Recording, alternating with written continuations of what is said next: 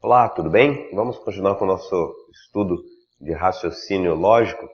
Tem uma videoaula anterior na qual eu propus um pré-teste com 10 questões de raciocínio lógico. Se você não fez, é interessante fazer, mas não é necessário que se faça. O que eu vou fazer agora é comentar aquelas questões. É interessante fazer porque você vai verificar o seu conhecimento atual, vai verificar como é que você encara essas questões sem ter tido uma aula antes. Mas nessa aula aqui nós iremos comentar aquelas questões que representam alguns tipos de questões encontradas em raciocínio lógico. Aqui está o gabarito para você conferir, você pode dar um pause, conferir, ver quanto tirou e nós vamos ver questão por questão. A primeira questão, ela pede uma continuação da sequência. Então tem A maiúsculo, B minúsculo, depois E maiúsculo, F minúsculo, depois I maiúsculo, J minúsculo. A dica para resolver uma questão dessa é escrever o alfabeto e identificar ali qual é o padrão. Primeira letra maiúscula, segunda minúscula, pula a terceira e a quarta, quinta maiúscula, sexta minúscula e assim por diante. Se seguirmos esse padrão, nós veremos que a próxima dupla e a continuação da frequência é M maiúsculo, N minúsculo, que corresponde à alternativa B. É uma questão relativamente fácil. A segunda questão já é de análise combinatória, mas também ainda fácil. Você está no escuro e no chão há 3 pares de sapatos de 3 cores e 24 meias, pares pretos e marrons. Quantas meias e sapatos você deve pegar para garantir que vai ter um par de cada da mesma cor? Quando tem uma questão dessas, a gente fala ali em garantir, né? Você pode dar uma sorte de pegar uma meia, pegar a segunda meia e já formar um par, pegar um sapato, pegar outro sapato e já formar um segundo par. Mas para ter uma garantia, você tem que pensar na pior das hipóteses. Então há 3 pares de sapatos de 3 cores diferentes. A pior, a pessoa mais azarada que tiver vai pegar o primeiro sapato de uma cor, o segundo sapato de uma cor diferente e o terceiro sapato de uma cor diferente daquelas duas que tinha pego antes. Ele só vai garantir quando ele pegar o quarto sapato, aí não tem jeito, por mais azarado que seja, só tem 3 cores, quando ele pegar o quarto sapato, vai ser de uma das 3 cores que ele já tinha escolhido anteriormente. Então, sapatos, 4. Meias já são 2 cores.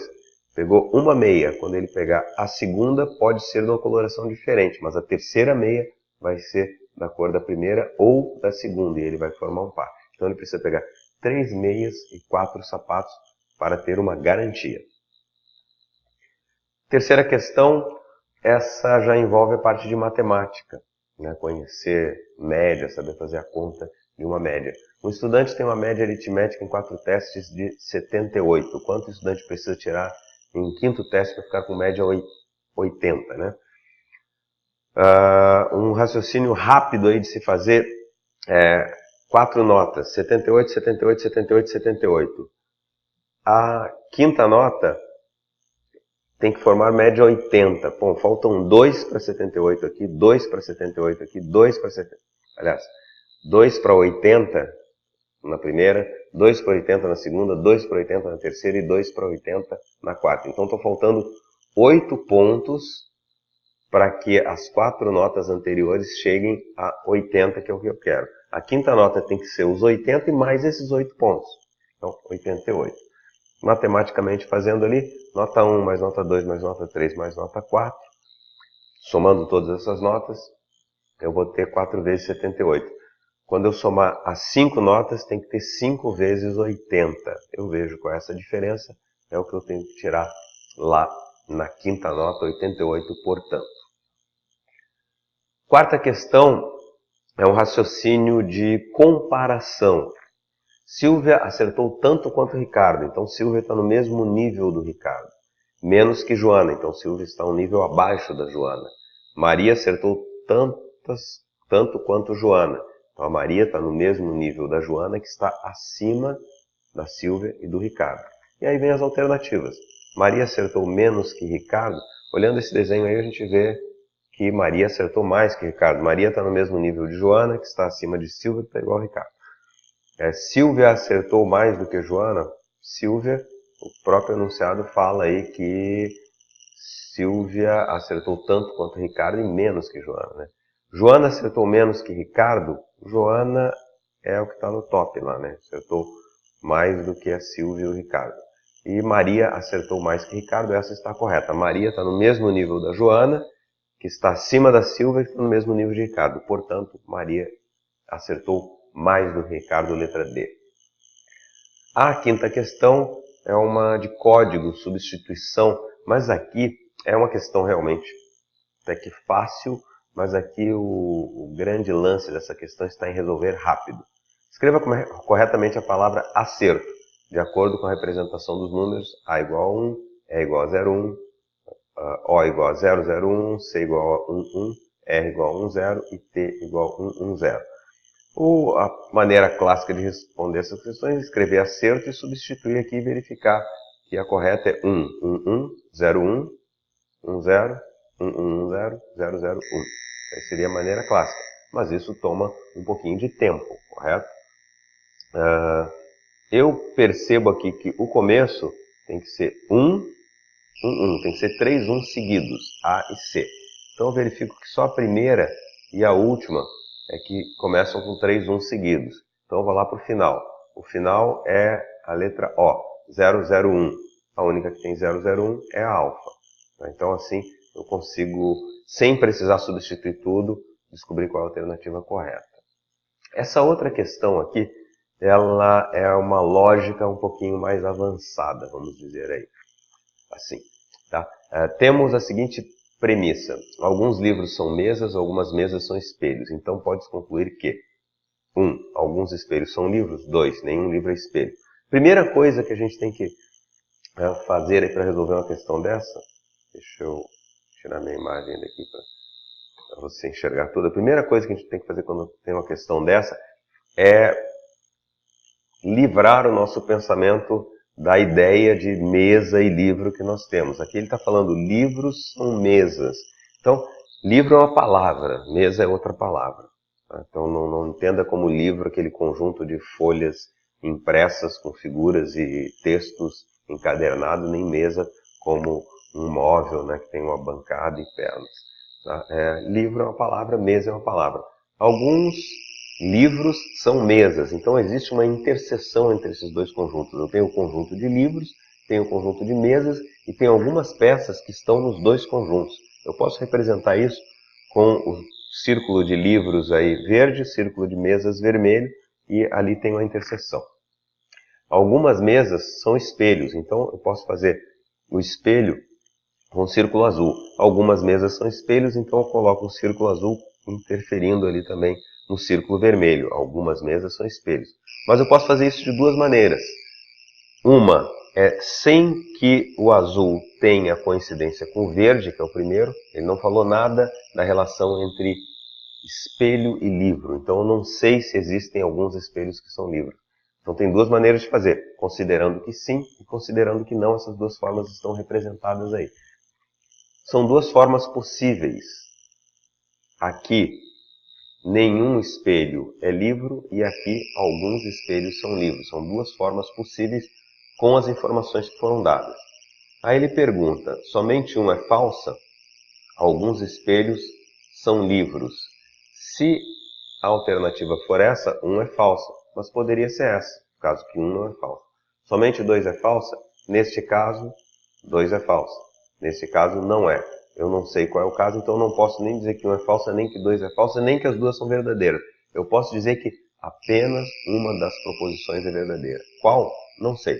Se a proposição 1 for verdadeira, 2 é falsa. Se a proposição 2 for verdadeira, a 1 é falsa. O que eu posso dizer é que apenas uma das proposições é verdadeira.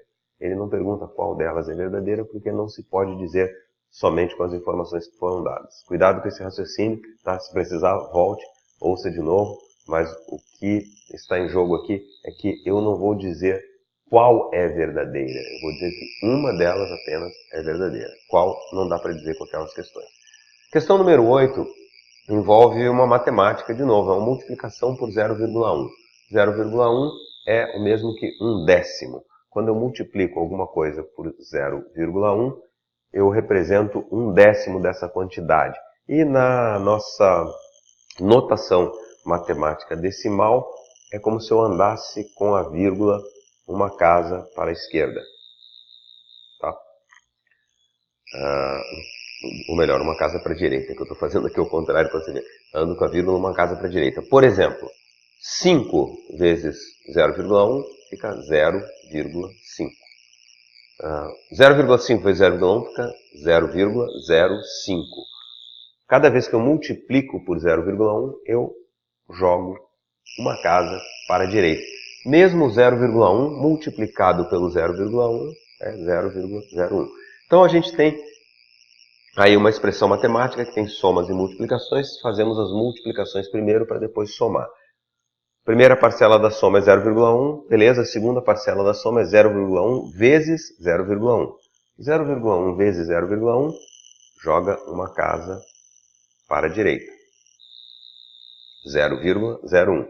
Se eu multiplicar isso por 0,1 mais uma vez, 0,001. Se eu somar essas três parcelas, 0,1 mais 0,01 mais 0,001, eu vou ter a alternativa B ali, que é 0,111. Tá? Matemática pura, só aplicar os princípios aí de matemática. Essa aqui é interessante, é de lógica.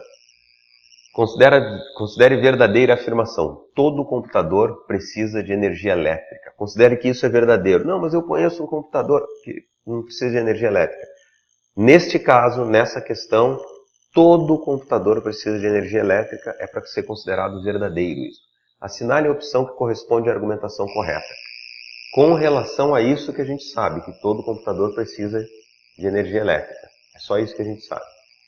A letra A fala assim, como televisão não é computador, não precisa de energia elétrica. Eu não posso dizer isso. Aqui está dizendo que todo computador precisa de energia elétrica. Não fala das coisas que não são computadores. Algumas podem precisar, outras não. Então, como televisão não é computador, eu não posso dizer nada a respeito de televisão com essa afirmação que eu tenho. B. Como televisão não é computador, precisa de energia elétrica? Não. Então, A e B estão falando como televisão não é computador. A resposta seria, não é computador, então eu não posso dizer nada a respeito, eu só sei sobre computador. C. Como televisão precisa de energia elétrica, então é computador também, aí vai entrar esse P implica Q, não P implica não Q, que eu vou explicar depois. Mas isso não é verdade. Eu sei que o computador precisa de energia elétrica, mas não quer dizer que o que não precisa de energia elétrica não seja computador. E a D. Como o computador é também televisão, precisa de energia elétrica. Ele está dizendo que computador é televisão. Essa alternativa seria melhor apresentada se fosse como televisão é também computador, precisa de energia elétrica. Mas ela é a mais certa aí. Lembre-se o seguinte, se uma afirmativa P implica em Q, eu não posso dizer que o não Q implica em não P. Eu posso dizer que o não Q implica em não P. Eu posso ver ao contrário. Se P implica Q, não P não quer dizer que não Q. O que é P e Q? Vamos, até eu me enrolei aqui na hora de falar, mas o que é P e Q? Ele falou, todo computador precisa de energia. Isto é o PQ. Computador é computador? Seria assim, é computador? Então, precisa de energia. É computador? Então, precisa de energia. Eu não posso dizer, não precisa de energia, não é computador. Isso eu não posso dizer. É computador? Precisa de energia. Não precisa de energia, não é computador. Isso eu posso dizer. Eu não posso dizer assim, não é computador, não precisa de energia. Vamos um exemplo. É computador, precisa de energia. Uma batedeira elétrica não é computador, mas também precisa de energia. Então, quando não é computador, eu não posso dizer nada a respeito. Eu só posso dizer que se não precisar de energia, não vai ser computador, porque eu sei que todo computador precisa de energia. Então, só cuidado, quando você afirma que P implica em Q, você não pode dizer que não P implica em não Q. Você pode dizer de trás para frente que não Q implica em não P. E de vez em quando cai uma questão dessa, tá bom? E essa outra de imagem, de sequência de imagens, são questões mais tranquilas, é uma visualização. Aqui tem um círculo branco faltando um quarto do círculo aqui na parte superior esquerda. Depois repete. Depois o outro é na parte superior direita. A lógica seria depois repete. Aí depois andaria mais 90 graus. Então, a próxima seria a repetição desse aqui, que é a letra C. Tudo bem? Então, pessoal, nós vimos aqui algumas questões típicas de testes de raciocínio lógico. Tá? Como eu falei, o mais indicado é a gente fazer um curso mais prolongado, falando um pouco mais de lógica, mas nessas questões, você que nunca fez prova de raciocínio lógico antes, faria pela primeira vez aí no teste de seleção da companhia aérea, já vai ter uma noção vendo essas questões que nós resolvemos. Uma dica aqui é, se você puder usar rascunho, puder se preparar antes da prova, já prepara um papel com as letras do alfabeto na ordem, com os números, o quanto você puder. O ideal seria de 1 a 100, mas se não der, faz de 1 a 10, para ajudar questões de sequência, tendo essa lista aqui, são mais fáceis de identificar. Você vê aqui que é o A, depois pula 2, é o D, pula 3, é o H. Né? Nós normalmente não temos essa sequência de letras tão claras na cabeça, assim, sem estar escrito. Então, escrevendo isso, dá para identificar melhor as sequências. Se prepare para usar essa simbologia aqui, é o diagrama de Venn, para representar conjuntos. Um conjunto representa aqui os elementos que têm essa característica, aqui os elementos que têm essa outra característica, e aqui no meio os elementos que têm as duas características, ambas. Né? E aqui outra terceira característica, aqui tem a primeira e a terceira, aqui tem a segunda e a terceira, e aqui no meio tem as três características. Se você conseguir enxergar isso, é interessante. E aqui umas linhas para poder escrever aquelas hierarquias, como aquelas questões lá da Maria, da Joana, né? E quem tirou nota maior que o outro, para você poder visualizar melhor aí e auxiliar o seu raciocínio. Tem gente que depois de tanto fazer essas provas, tanto fazer essas questões, esses raciocínios, consegue visualizar de cara, mas se você puder usar papel e lápis, papel e caneta para desenhar e enxergar melhor, é uma vantagem. Né? E às vezes a gente quer fazer as coisas rapidinho aí e acaba perdendo uma questão fácil porque teve preguiça de anotar e visualizar aquilo escrito. Desejo uma boa sorte aí no processo seletivo e sucesso. Até a próxima.